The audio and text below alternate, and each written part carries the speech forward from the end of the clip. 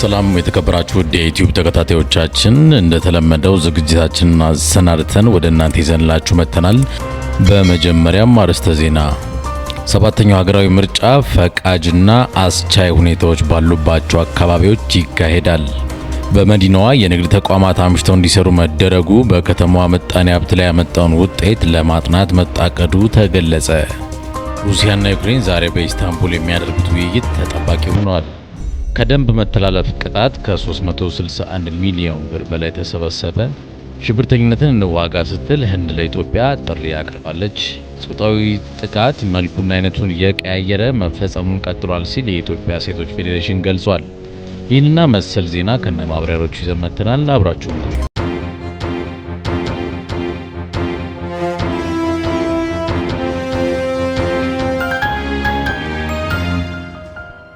ሰባተኛው ሀገራዊ ምርጫ ፈቃጅና አስቻይ ሁኔታዎች ባሉባቸው አካባቢዎች ይካሄዳል።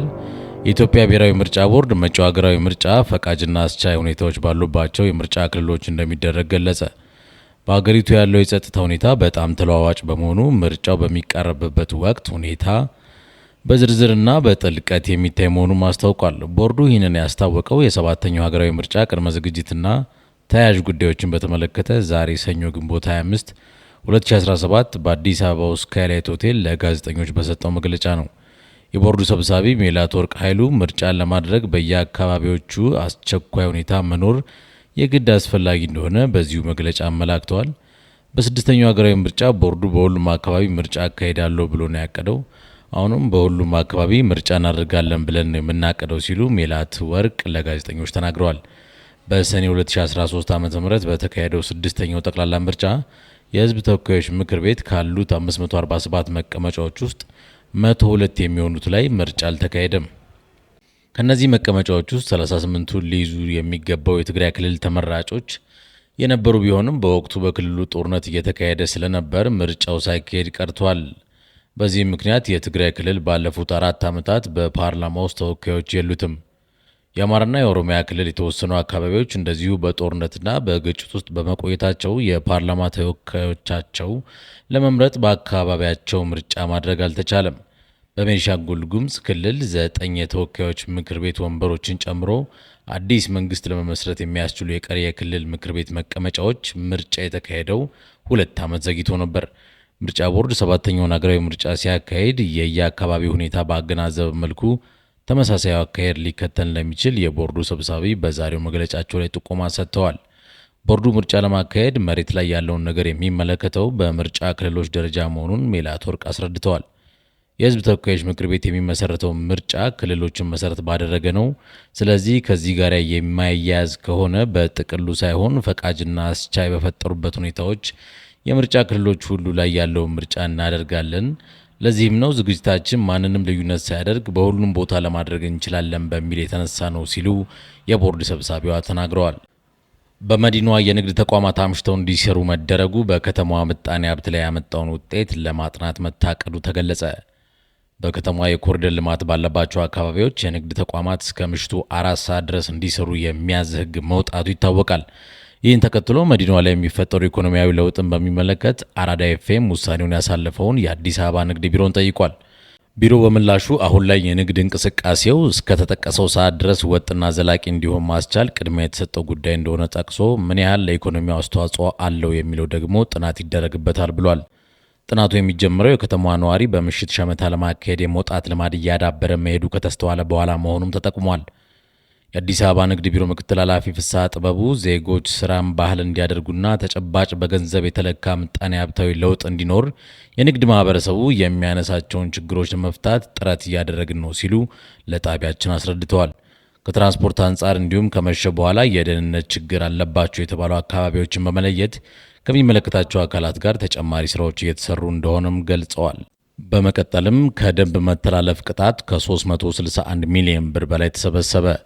ህገወጥ ግንባታ በፈጸሙ ከ3195 ሰዎች ላይ እርምጃ መወሰዱን የአዲስ አበባ ከተማ ደንብ ማስከበር ባለስልጣን ጨምሮ አስታውሷል።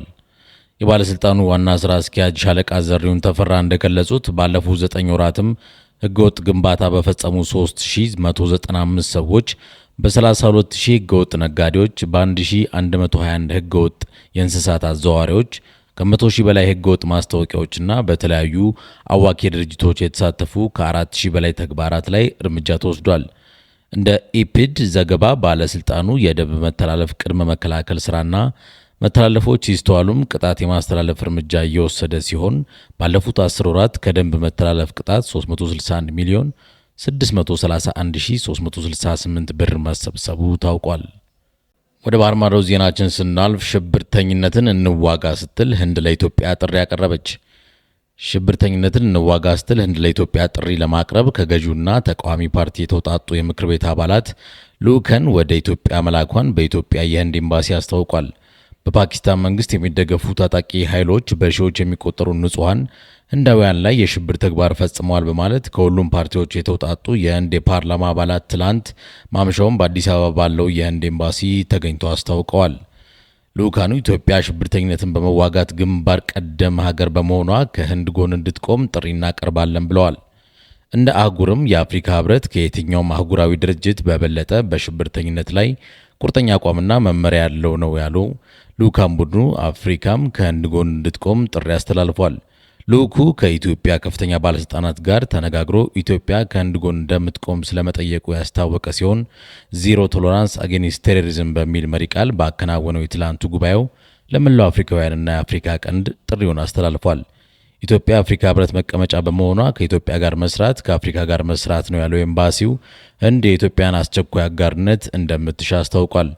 ከህንድ የፖለቲካ ፓርቲዎች የተውጣጣው ልዑካን ቡድኑ ወደ ኢትዮጵያ ከመምጣቱ በፊት በቱርክና በደቡብ አፍሪካ ለተመሳሳይ ዓላማ አቅኝቶ እንደነበር የተገለጸ ሲሆን በቀጣይ በግብጽና በሌሎች የተመረጡ 5 የአፍሪካ ሀገራት ተመሳሳይ ጥሪዎችን እንደሚያከናውኑ አስታውቋል።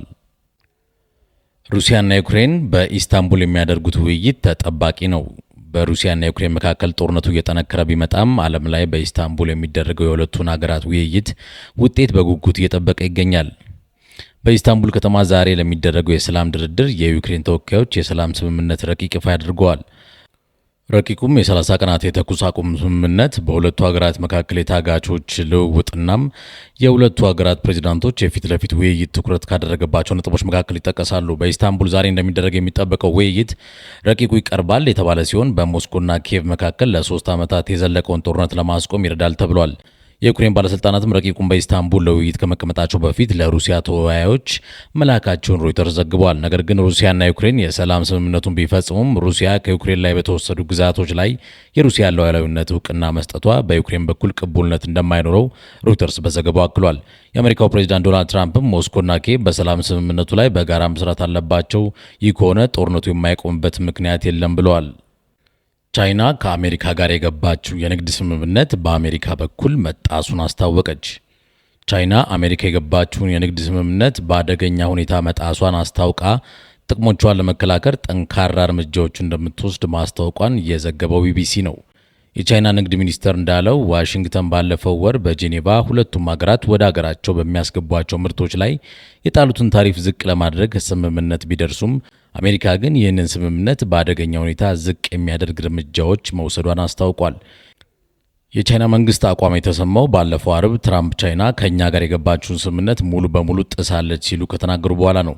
በወቅቱ የአሜሪካ ፕሬዚዳንት ዝርዝር መረጃን ያልሰጡ ቢሆንም የንግድ ተወካይ ጄምሰን ግሬር እንደተናገሩትም ቻይና በስምምነቱ መሰረት ከታሪፍ ውጪ የሆኑትን ተግዳሮቶች እያነሳች እንዳልሆነ ተናግረዋል። በግንቦት ወር በጄኔቫ በተካሄደው ስብሰባ ላይ የንግድ ስምምነት አሜሪካ ከቻይና የሚመጡ ሸቀጦች ላይ የጣለችውን ቀረጥ ከ145 በመቶ ወደ 30 በመቶ ዝቅ አድርጋለች። ቻይና በበኩሏ በአሜሪካ ምርቶች ላይ የጣለችውን ታሪፍ ከ125 በመቶ ወደ 10 በመቶ አውርዳለች።